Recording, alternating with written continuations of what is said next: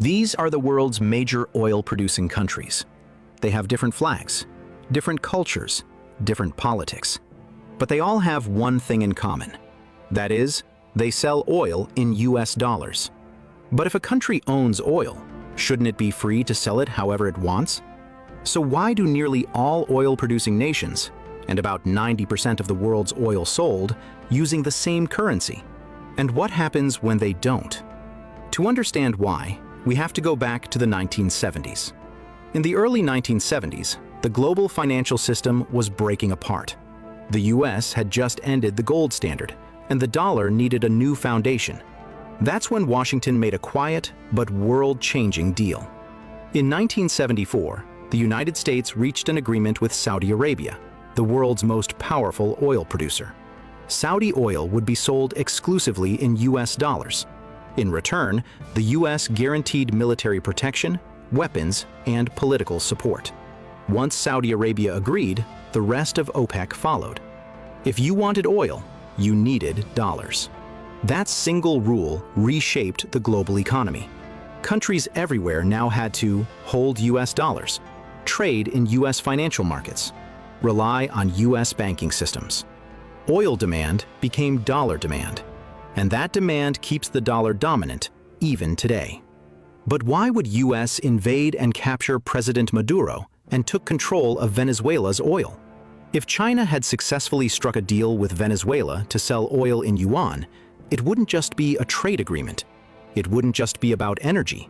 It would be a direct challenge to the global financial order. Here's why.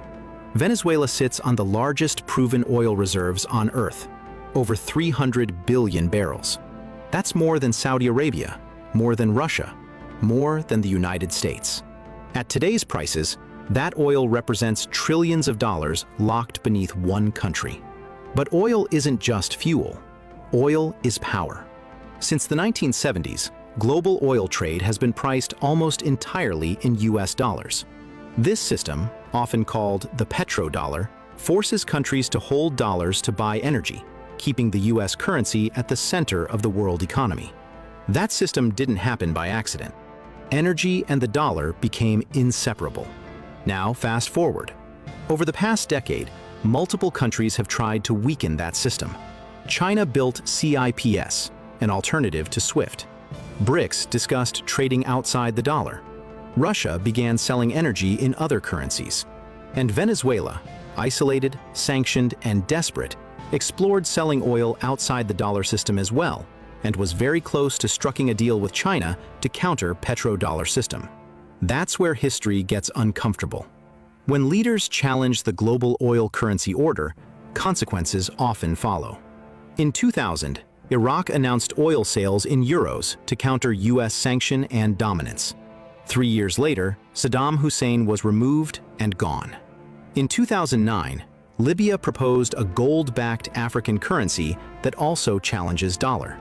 And 2 years later, Gaddafi was gone.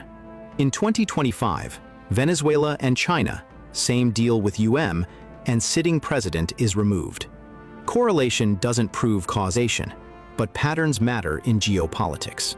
If Venezuela's oil were ever fully integrated into a rival currency system like yuan or ruble or whatever, it wouldn't just affect energy markets. It would threaten dollar demand, US financial leverage, global trade flows, China-US power balance. That's why Venezuela isn't just a South American issue. It's a global choke point. In other words, death of dollar in today's world. Control the oil, you influence the currency. Control the currency, you shape the world economy. This is how modern power works, not by drilling the oil, but by controlling who gets to buy it and in what currency. Geography decides where resources exist. Politics decides who controls the flow. And history shows one thing very clearly.